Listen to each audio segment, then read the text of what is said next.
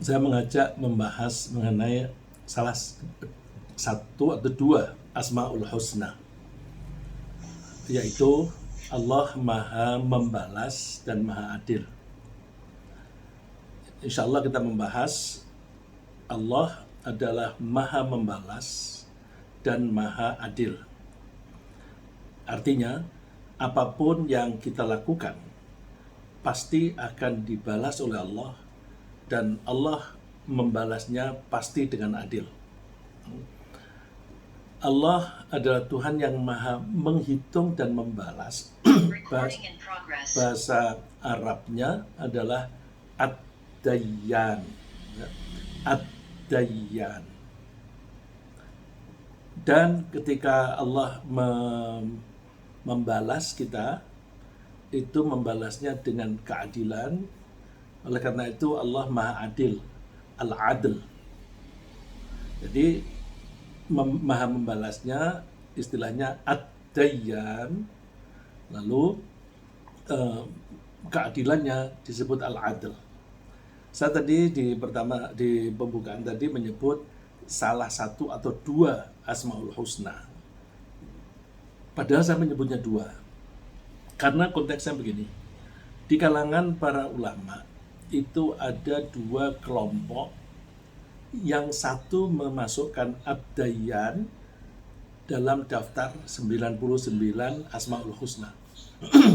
Tapi ada kelompok lain yang menganggap Ad-Dayyan tidak masuk, yang masuk Al-Adl. Tapi kalau masuk dua-duanya kan jumlahnya tidak 99. Oleh karena itu supaya jumlahnya 99, ketika Ad-Dayyan masuk, Al-Adl tidak masuk. Dan ketika Al-Adl masuk, maka Ad-Dayyan tidak masuk. Dan itu ulama-ulama yang beken yang memasukkan Ad-Dayyan, tidak memasukkan Al-Adl. Dan satu kelompok lagi memasukkan Al-Adl tapi tidak Ad-Dayyan. Yang memasukkan Ad-Dayyan itu antara lain Imam Qurtubi, Imam Baihaqi, yang dua-duanya adalah ahli hadis, dan Ibnu Qayyim, ulama yang belakangan dan dia sangat terkenal kealimannya. Dan masih ada beberapa ulama lagi. Dia termasuk kelompok yang satu yang memasukkan Ad-Dayyan tapi tidak memasukkan Al-Adl. Kelompok yang kedua memasukkan Al-Adl tapi tidak memasukkan Ad-Dayyan. Itu antara lain Ibnu Hajar. Ibnu Hajar ini ulama yang sangat terkenal dan disegani. Dia banyak menulis buku, antara lain memberi penjelasan mengenai hadis Bukhari. Sahih Bukhari Muslim itu diberi penjelasan oleh dia dalam satu buku yang namanya Fathul Bari, namanya Ibnu Hajar Al-Asqalani. Juga Ibnu Arabi, dan ulama belakangan ini Ibnu Utsaimin. Kalau di kelompok satu tadi ada Ibnu Qayyim, itu panutannya Ibnu Utsaimin, itu masuk di kelompok satu. Tapi Ibnu Utsaimin yang muridnya yang belakangan, pengikutnya Ibnu Qayyim, dia tidak memasukkan Ad-Dayyan tapi memasukkan Al-Adl. Jadi ini menarik. Tentu mereka mempunyai pertimbangan dan kita hormati mereka karena mereka jauh lebih alim, lebih pintar daripada kita. Oleh karena itu, kalau kita membahas perbedaan begini, kita nikmati saja. Ya. Kita nikmati bahwa mereka mempunyai rasionalisasi yang berbeda, yang dua-duanya logis, dua-duanya masuk akal. Saya kasih contoh. Kelompok yang pertama, yang memasukkan Ad-Dayyan tapi tidak masukkan Al-Adl, pertimbangannya adalah bahwa Ad-Dayyan itu di dalam ada disebut di salah satu hadis yang sahih. Dan mereka berpendapat bahwa yang bisa masuk menjadi salah satu Asmaul Husna haruslah yang disebut di Al-Quran dan atau hadis. Jadi bisa disebut di Al-Quran dan hadis, bisa disebut salah satunya Al-Quran atau Al-Hadis. Kalau disebut di situ maka masuk. Nah, Ad-Dayyan ini masuk, dia memenuhi syarat. Karena ada hadis yang sahih hadis itu hadis panjang hadisnya yang Rasulullah menyebutkan yahsyurullahul ibada fayunadihim bisautin yasma'uhu man ba'uda kama yasma'uhu man qaruba anal malik anad dayyan. Jadi besok di padang mahsyar semua orang dikumpulkan, banyak sekali, entah berapa miliar, entah berapa triliun, karena semua manusia itu berarti mulai dari Nabi Adam sampai dengan manusia yang pernah lahir di dunia sampai di hari kiamat. Sekarang saja penduduk dunia itu 7 miliar, yang masih hidup, yang mati berapa, dan besok hidup dan mati berapa, itu kita tidak tahu, semua tertampung. Bagaimana bisa memberi seruan kepada orang sebanyak itu tapi didengar? Nah, itu Allah menyeru kepada mereka. Fayunadihim, lalu Allah memanggilnya. Di sini digambarkan karena orang tidak bisa menangkap kalau ya namanya dipanggil itu mesti dengan suara didengar oleh telinga. Kita tidak tahu di sana bagaimana cara mendengarnya, cuma disebutkan bahwa orang yang jauh mendengar sama dengan orang yang dekat. Artinya semua orang dengar itu. Panggilannya Anal Malik, Anad Dayyan. Saya adalah raja dan saya adalah yang maha membalas. Nah, karena Ad-Dayyan ada di dalam satu hadis, maka Ad-Dayyan masuk dalam hitungan Asmaul Husna. Cuma konsekuensinya kalau Ad-Dayyan masuk, jumlah 99 itu sudah lengkap. Mana yang harus dikeluarkan? Yang dikeluarkan adalah Al-Adl. Dan memang Allah itu maha menghitung. Coba kalau kita perhatikan di surat Jin. Wa ahsa kulla syai'in adada. Allah menghitung segala sesuatu dengan betul-betul menghitungnya.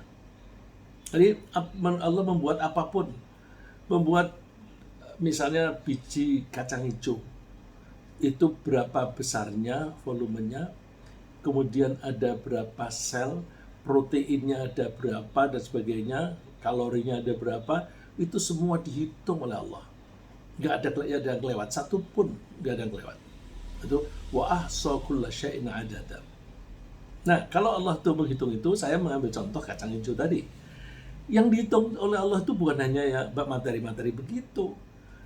Dosa atau pahala kita semua dihitung. Jadi kalau kita berbuat dosa sesedikit apapun, sesembunyi apapun, dimanapun, pasti Allah tahu dan pasti Allah menghitungnya.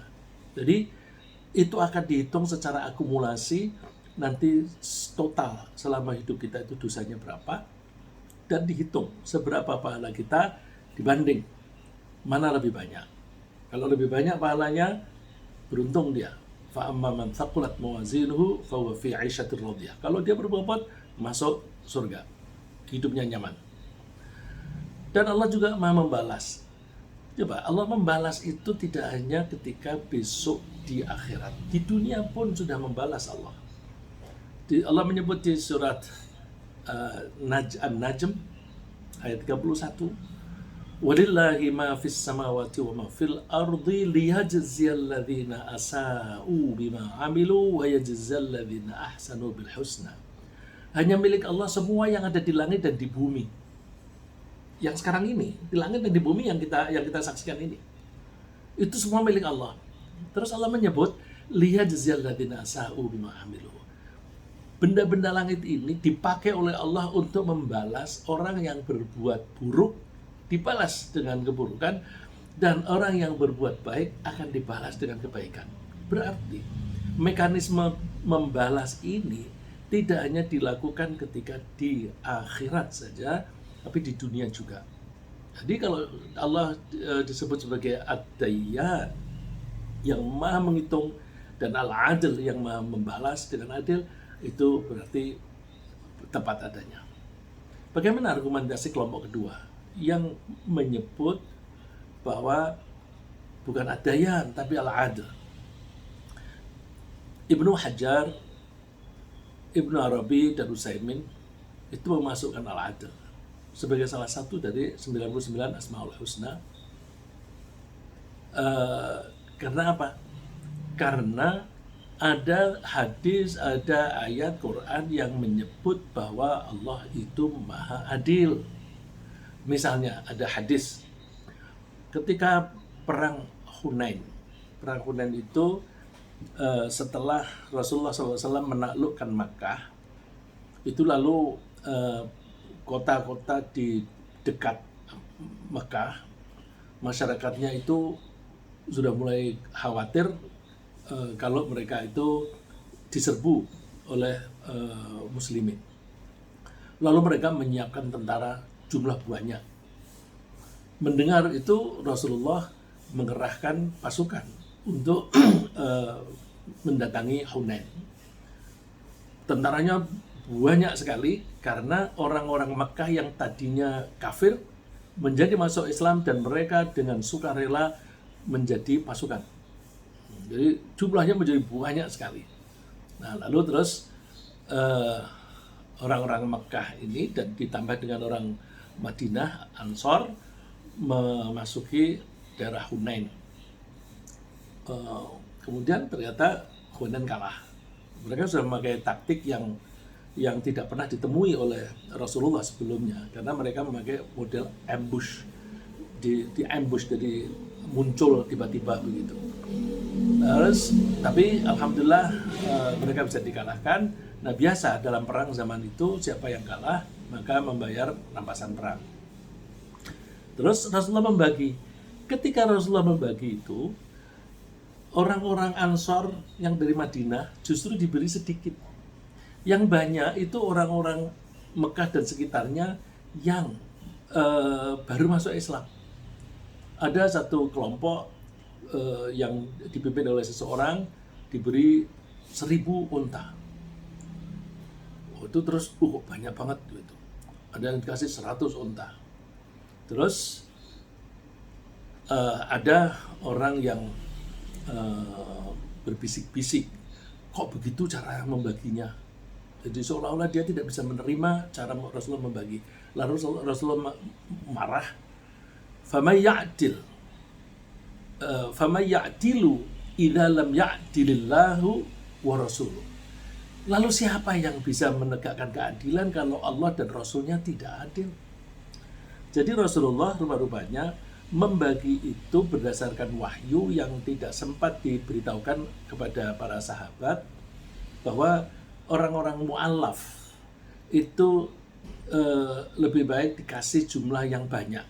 Nah, karena mereka kan baru masuk Islam dan langsung ikut perang. Nah, itu mereka mu'allaf. Nah, mereka diberi jumlah yang banyak, lebih banyak daripada orang-orang yang sudah Islam lama, yang sudah mapan gitu. Karena mereka tidak perlu lagi ada iming-iming begitu. Nah, di hadis ini ada kata, kalau Allah dan Rasulnya tidak adil, lalu siapa yang adil? Berarti Allah itu adil. Lalu bagaimana dong? Sama-sama kuatnya. Begini, kelompok yang pertama tidak memasukkan adil karena adil yang disebut di Quran dan di hadis itu sifat pekerjaan Allah. Kalau Allah itu adil ketika membagi, yang adil adalah cara membagi. Bandingkan dengan ad-dayan itu maha membalas. Maha membalas itu sifat yang nempel pada Allah sendiri. Karena itu Asmaul Husna itu lebih layak adalah sifat-sifat atau karakter yang nempel pada Allah, bukan nempel pada pekerjaannya. Oleh karena itu kita untuk menghormati dua pendapat tadi, kita anggap gabungan sajalah gitu, gabungan. Jadi salah satu dari Asmaul Husna yang 99 adalah gabungan antara ad-dayan dan al-adl. Memang Allah itu pasti adil. Itu tadi di hadis Rasulullah mengatakan siapa yang adil kalau bukan Allah dan Rasulnya. Di Al-Quran juga ada. Misalnya di surat Yunus ayat 54. Walau anna likulli nafsin zalamat ma fil ardi laftadat bih wa asarrun nadamata lamma ra'ul adab wa qudiya bainahum bil qisti wa hum la yudhlamun. Seandainya setiap orang yang zalim besok ketika masuk neraka, lalu kalau seandainya mereka punya harta seluruh dunianya bumi sekarang ini, dimiliki semuanya, dia kepengen menebus dosanya itu, menebus siksaannya itu dengan harta yang dia miliki. Mana bisa? Dunianya sudah hancur, buminya sudah tidak ada, nggak bisa. Nah, ini kita ada contoh lah, bahwa kalau kita ketika itu sakit, entah sakit apa, sekarang ini yang lagi marah kan sakit COVID. Orang sakit COVID yang berat sekali, dia punya harta ratusan miliar atau triliunan, mempunyai koleksi mobil balap puluhan biji. Tapi kalau Allah menghendaki dia sakit, dia nggak bisa apa-apa. Hartanya itu tidak bisa menyembuhkannya. Tapi dia seandainya bisa dipakai untuk menebus, udah deh, aku jangan sakit, semua punya aku kasihkan. Oh tentu mau, tapi nggak bisa dan meninggal juga. Seperti yang kita dengar beberapa hari yang lalu, ada seorang pengusaha yang meninggal masih muda, kurang dari 50 tahun, dan hartanya itu begitu banyak, koleksi mobil balapnya itu sampai puluhan biji. Allah untuk amal yang baik bagaimana? Kan kita mendengar bahwa Allah itu kalau membalas perilaku yang buruk dibalas seperti adanya. Anggaplah kesalahan satu dibalas dengan hukuman satu. Tapi katanya Allah itu melipat gandakan pahala. Kalau puasa 1 hari bulan Ramadan, maka pahalanya seperti 10 hari puasa di luar Ramadan. Misalnya seperti itu. Kalau sholat berjamaah, maka pahalanya dilipat gandakan 27 kali. Oh, adilnya bagaimana? Oh, cara berpikirnya bukan begitu.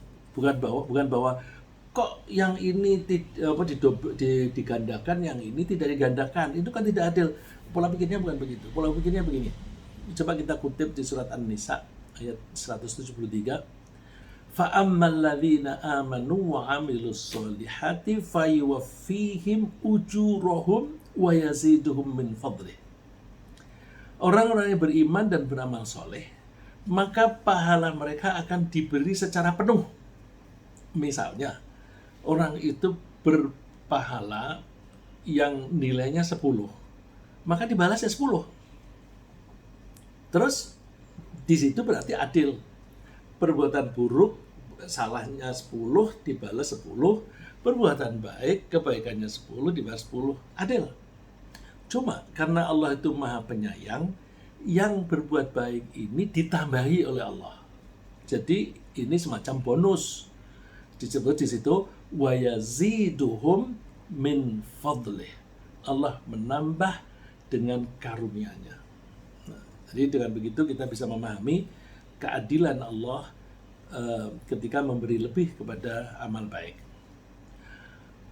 Ya, seperti yang saya katakan tadi, untuk menghormati semua ulama dari kedua kubu tadi, itu mereka ulama yang beken-beken, maka kita akomodasi, kita gabungkan dua-duanya dengan pemahaman sebagai berikut.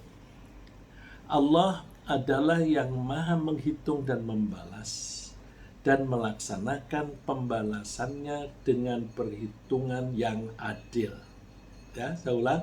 Allah adalah yang maha menghitung dan membalas dan melaksanakan pembalasannya dengan perhitungan yang adil. Misalnya orang-orang yang bertakwa dibalas dengan perhitungan.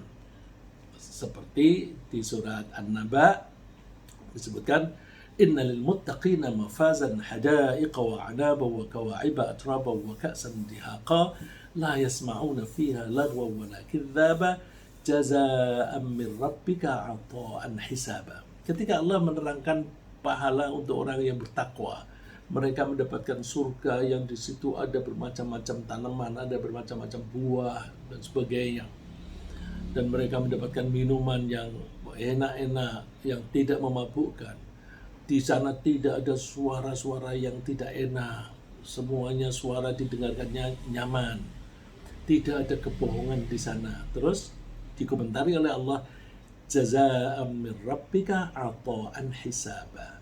Itu sebagai balasan dari Tuhanmu, sebagai pemberian yang diperhitungkan. Ata'an pemberian, hisaban yang dihisab, yang dihitung. Jadi balasannya ketika di surga juga dihitung. Bagaimana dengan yang di neraka? Dihitung juga. Di surat yang sama.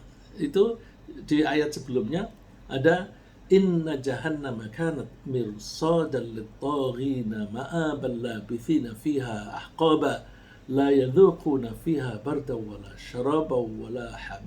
wala sharaban illa hamiman wa ghassaqa jazaa'an wifaqa. Jahanam, neraka jahanam itu sudah mengintai orang-orang yang suka berbuat dosa. Nanti akan menjadi tempat tinggal mereka setelah mereka meninggal. Berabad-abad di sana. Mereka tidak merasakan rasa dingin, yang ada panas. Tidak ada minuman kecuali minuman yang panas sekali, yang mendidih. Dan mereka mendapatkan balasan itu sebagai balasan yang setimpal. Jazaa'an wifaqa. Wifaqa itu yang cocok, yang setimpal, berarti dihitung berapa sama dengan berapa gitu. Ketika Allah menerapkan keadilan, Allah juga memastikan bahwa keadilan itu disertai dengan kasih sayang. Jadi meskipun Allah itu menghukum seseorang masuk neraka, tetap di situ ada kasih sayang Allah. Tidak, buktinya apa? Tidak ada orang yang dihukum tanpa kesalahan. Itu jelas. Jadi ada verifikasi. Ada verifikasi kalau misalnya malaikat yang bertugas memutuskan kamu masuk neraka. Nanti ada verifikasi lagi.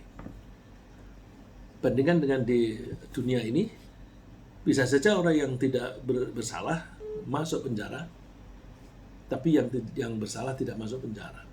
Dan hukumannya bisa lebih berat daripada pelanggaran-pelanggaran yang lain. Pelanggarannya ini lebih ringan tapi hukumannya lebih berat, itu di dunia biasa. Kalau di sana nggak bisa. Kita perhatikan di surat Az-Zumar, ini panjang, saya sebutin saja maksudnya. Jadi orang-orang kafir itu besok akan digiring bersama-sama berbondong-bondong masuk ke neraka jahanam. Setelah mereka sampai di pintu neraka jahanam, mereka tidak bisa langsung masuk. Pintu dalam keadaan tertutup. Terus ketika mau masuk, mereka justru bilang pada malaikat yang jaga, aku mau masuk. Lalu malaikatnya bertanya, kenapa kamu mau masuk? Iya, dulu kami tidak percaya kepada Allah, tidak percaya kepada hari pembalasan. Lalu ditanya lagi, loh bukankah sudah ada para utusan atau ada ustadz-ustadz yang memberi peringatan kepada kamu tentang hari pembalasan ini? Mereka menjawab, iya sih, tapi kami mengingkari.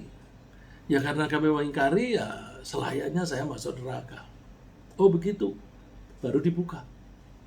Jadi penjaga neraka itu tidak akan mengizinkan seseorang masuk sebelum ditanya. Terus juga masih dikasih peringatan lagi. Baru dibuka. Ini berarti masuk nerakanya itu ditunda-tunda. Menunda masuk neraka itu artinya sudah besar. Ditunda 1 menit aja itu udah berarti siksaannya berkurang 1 menit. Kalau pertanyaannya panjang dan orangnya banyak, itu kan bisa lama. Nah, itu salah satu bukti kasih sayang Allah.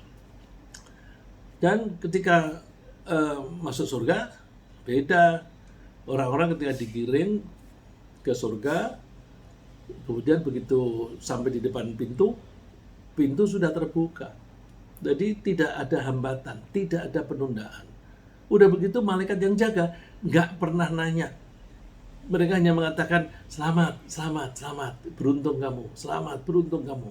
Udah begitu aja, mereka langsung masuk.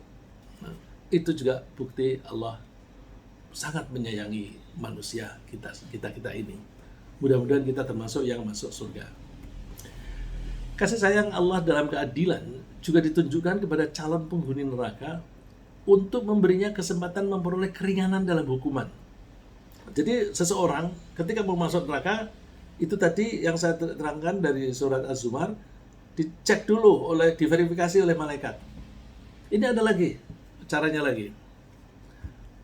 Hadis yang saya kutip pendek tadi, itu panjang sekali. Ini saya ambil bagian tengah, tidak semuanya, tapi sebagian yang menurut saya relevan untuk penjelasan ini. Tadi kan dikatakan, Anal Malik, Anad Dayyan. Aku adalah raja dan aku adalah yang maha membalas. Kelanjutannya, wala yanbaghi li ahadin min ahli an-nar ay yadkhulan nar walahu inda ahadin min ahli al-jannati haqqun hatta aqussahu minhu. Orang yang dicalonkan masuk ke neraka tidak boleh masuk neraka sampai diyakinkan bahwa kalau dia mempunyai hak yang kewajibannya ada pada penghuni surga harus diselesaikan dulu. Jadi misalnya ada orang diputuskan masuk neraka, terus dia punya hak. Oh, si A dulu pernah utang sama saya 10.000. Terus di mana dia? Oh, dia calon surga. Nah, itu oleh Allah, stop, jangan dulu masuk surga. Barangkali haknya orang calon penghuni neraka ini bisa diberikan, dengan begitu bisa mengurangi beban dia di neraka.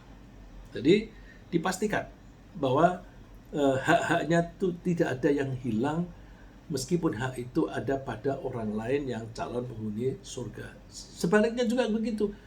Orang yang calon penghuni surga itu tidak boleh masuk surga sebelum diyakinkan bahwa mereka sudah memenuhi hak orang lain yang dicalonkan masuk neraka. Jadi timbal balik ya. Penghuni nerakanya juga begitu. Jangan masuk dulu sebelum hak-hakmu dibayar oleh penghuni surga.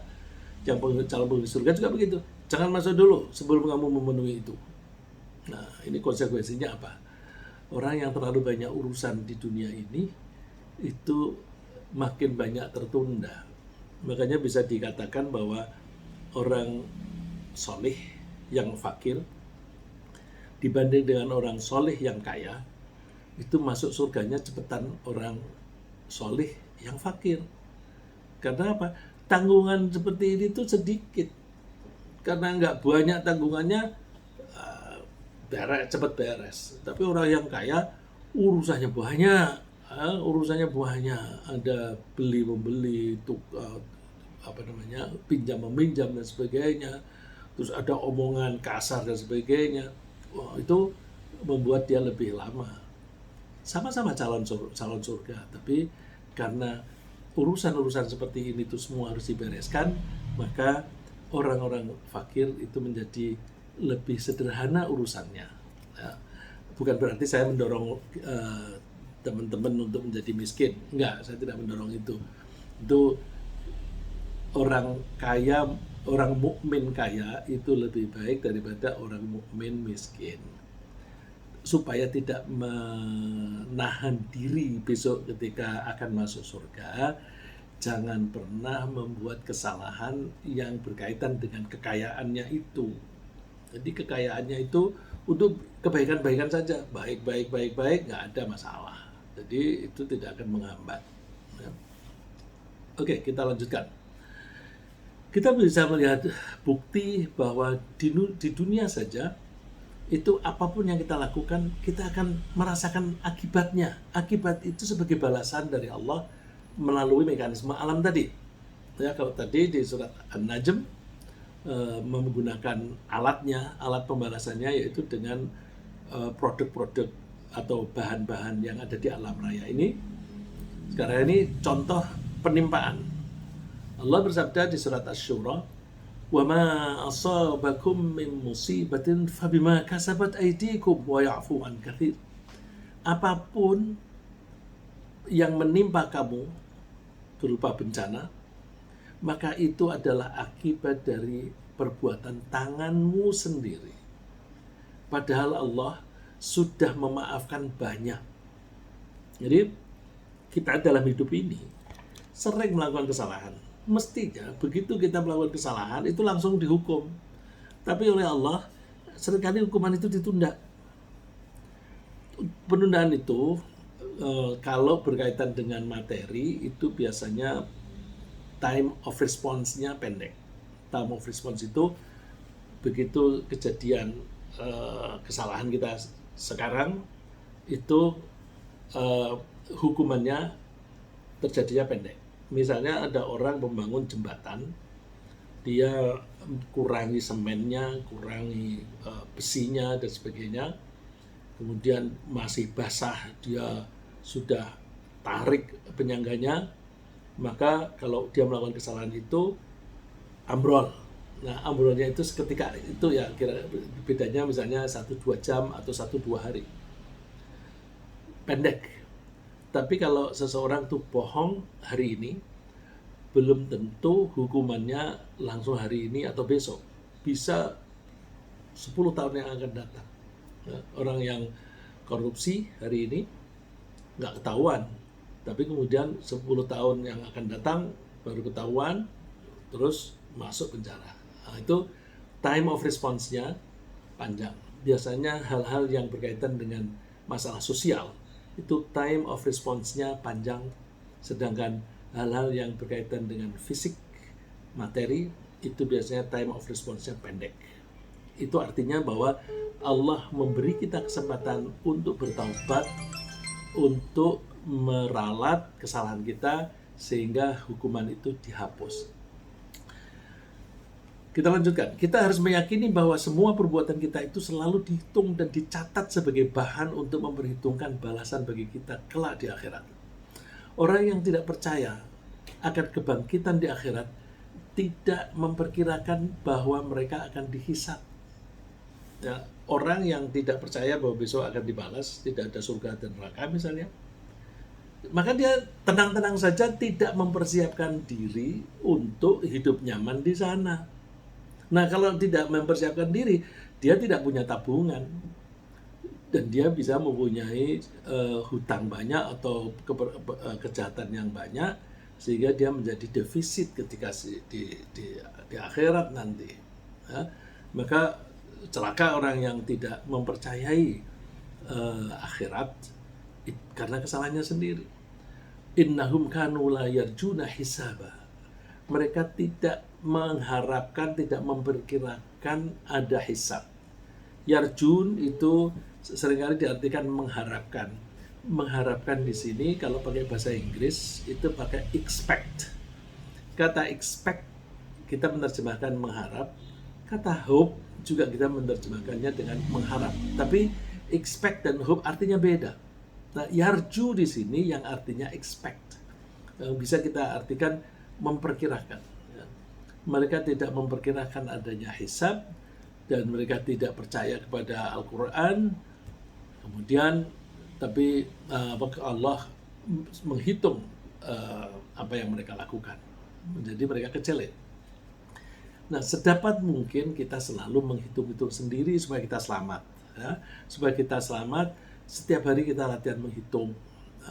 Aku hari ini berapa dosa yang aku lakukan, berapa pahala yang aku lakukan, aku surplus atau defisit. Nah, itu kita melatih diri. Karena kalau kita nggak melatih diri, tahu-tahu nanti di akhirat, loh, lah kok aku defisit banyak, begitu.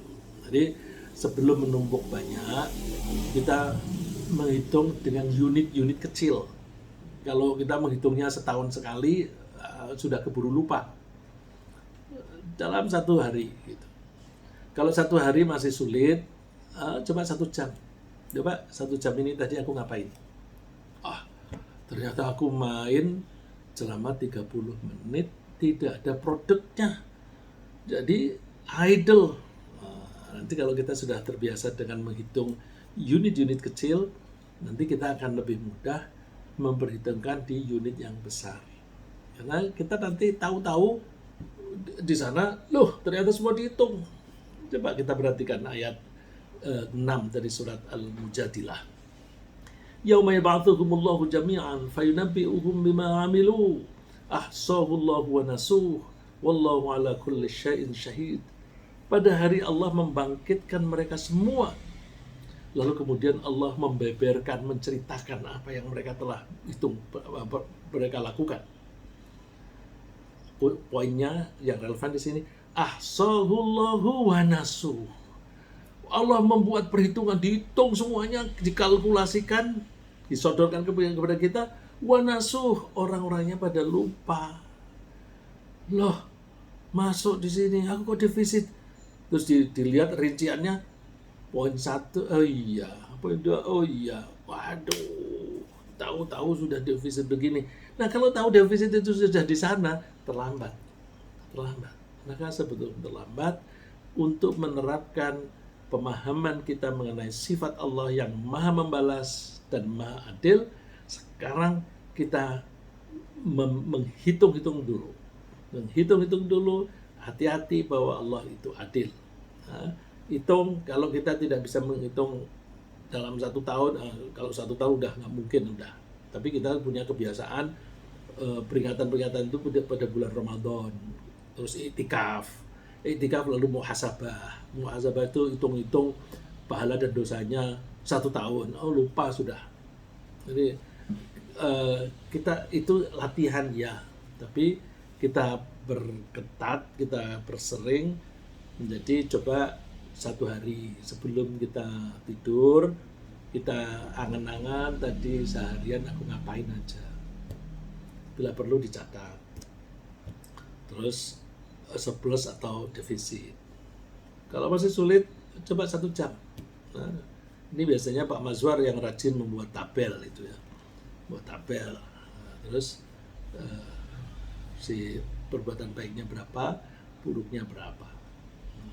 Nah, oleh karena itu Allah menganjurkan kita untuk kita selalu berbuat adil terhadap diri sendiri, adil terhadap orang lain. Dan kita berusaha menerapkan keadilan ini di seluruh kehidupan, seluruh aspek kehidupan. Secara umum Allah memerintahkan secara umum juga, yaitu di surat An-Nahl, innallaha ya'muru bil adli wal ihsan.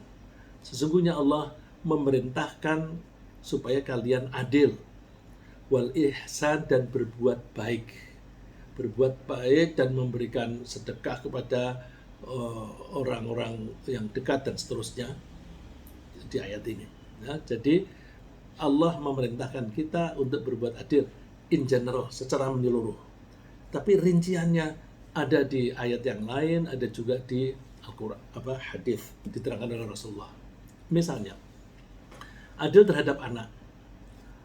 Kepada anak kita juga harus adil. Jangan sampai kalau kita punya anak 2, yang satu dimanjakan, yang satu dianaktirikan.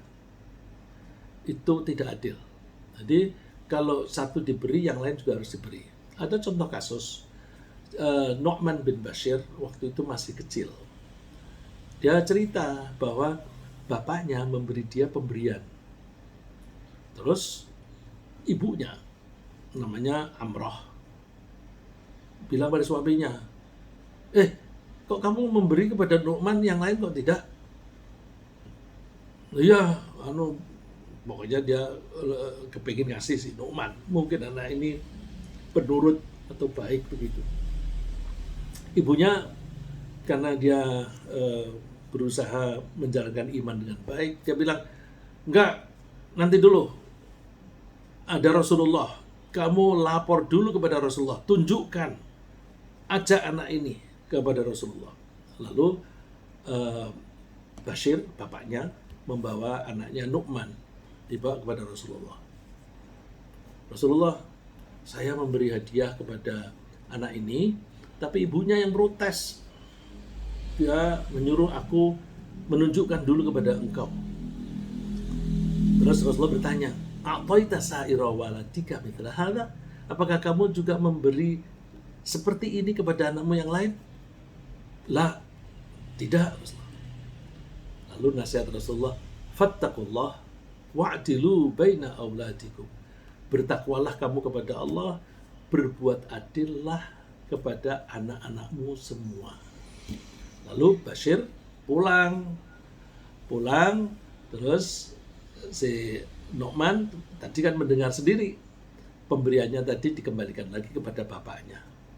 Nah, jadi pesan Rasulullah, kita harus adil kepada siapapun, termasuk kepada anak-anak kita. Ketika kita menerapkan hukum, kita juga harus adil. Innallaha ya'murukum an tu'addul amanati ila ahliha. Allah menganjurkan kamu untuk berbuat adil ketika kamu diberi amanat, diberi tugas. Terus apa yang harus kamu lakukan? Harus kamu lakukan untuk siapa? Wa idza hakamtum bainan nas, dan ketika kamu menghukumi manusia, orang-orang, antahkumu bil adl, kamu harus menghukumi dengan adil. Innallaha ni'ma ya'idukum bih. Sesungguhnya Allah adalah yang paling baik dalam memberi nasihat. Jadi kita mesti tunduk patuh kepada peraturan Allah, ya. Kita harus tunduk kepada peraturan Allah. Saya menekankan peraturan Allah karena apa? Peraturan Allah itu sudah ditentukan di Al-Quran dan melalui Rasulullah SAW. Nggak bisa diubah. Bandingkan kalau peraturan itu dibuat oleh DPR-nya bisa mengubah. Ya. Kalau dulu misalnya presiden harus orang Indonesia asli, ubah saja aslinya dicoret. Oh, berarti orang asing juga bisa menjadi presiden di sini. Di negara lain kan juga ada tuh, Peru misalnya pernah dipimpin oleh seorang Jepang. Nah, jadi orang asing bisa memimpin. Nah, karena Indonesia aslinya dicoret, maka asal dia punya KTP Indonesia, dia bisa menjadi presiden. KTP di Indonesia, sebagaimana kita tahu, bisa saja itu dibuat, ya gampang lah, Bapak dan Ibu sudah tahu bagaimana caranya membuat KTP semudah itu, sehingga peraturan itu bisa dilanggar. Nah, kalau kita menerapkan hukum, terapkan dengan benar. Dan hukum yang dipakai adalah hukum yang tidak gampang diubah. Jangan sampai kalau buatan manusia, nanti begitu ada pelanggaran, supaya tidak melanggar, peraturannya yang diubah. Tidak begitu. Lagi, keadilan itu harus dilakukan ketika kita berbisnis. Misalnya, Allah menyebutkan, Auful kaila wa la takunu minal mukhsirin. Kalau kamu berdagang, penuhi timbangan. Jangan mengurangi hak pembeli. Wazinu bil qistasil mustaqim. Timbanglah barang daganganmu itu dengan tegas, dengan adil, dengan precise, dengan tepat, yang lurus. Wala tabkhasun nasa asya'ahum. Jangan kamu mengurangi hak orang lain, dan jangan kamu melakukan pengerusakan di muka bumi. Terus adil terhadap istri juga. Kalau tadi adil terhadap anak, adil terhadap istri. Ada di antara kita yang istrinya lebih dari satu. Hati-hati. Begitu seseorang punya istri lebih dari satu, dia harus adil terhadap istrinya. Dan itu sulit sekali untuk adil terhadap istri. Rasulullah mengatakan, man kanat lahu imra'atani famala ila ihdahuma jaa yaumal qiyamati wa syiqquhu ma'il. Orang yang punya dua istri, tapi dia mempunyai kecenderungan kepada salah satu dari dua istri itu, maka besok dari kiamat itu dia bangkit sengkleh itu penampilannya itu sudah miring gitu. Jadi yang separuh rendah, separuh tinggi, entah miring ke kanan atau malah miring ke kiri. Dari segi penampilannya aja udah kelihatan, itu orang yang tidak adil kepada istrinya gitu. Jadi kalau dia punya perasaan, manusia punya perasaan, dia tampil seperti itu aja sudah dibaca orang, kamu tidak adil pada istri, ya. Jadi intinya adalah kita harus adil seadil-adilnya di semua sektor kehidupan. Allah adalah maha menghitung dan maha pembalas, ad-dayyan, dan maha adil ketika membalas. Itu ringkasan yang pertama, poin yang pertama. Poin yang kedua, terhadap orang baik Allah membalas setimpal dengan adil, lalu memberinya tambahan berdasarkan kasih sayang. Allah tak pernah salah dalam menghukum karena selalu Allah memverifikasi dengan berbagai cara. Poin yang terakhir, orang-orang kafir tidak menduga akan dihisab. Sementara banyak orang mukmin, kalau yang orang kafir itu tidak menyangka ada hisab. Nah, orang mukmin gimana? Banyak yang lupa, lalai, tidak menghitung diri, sehingga tahu-tahu defisitnya itu ada di akhirat. Demikian, semoga Allah menjadikan kita hamba yang mampu menegakkan keadilan, sehingga kita tidak merugikan diri sendiri dan tidak merugikan orang lain. Amin.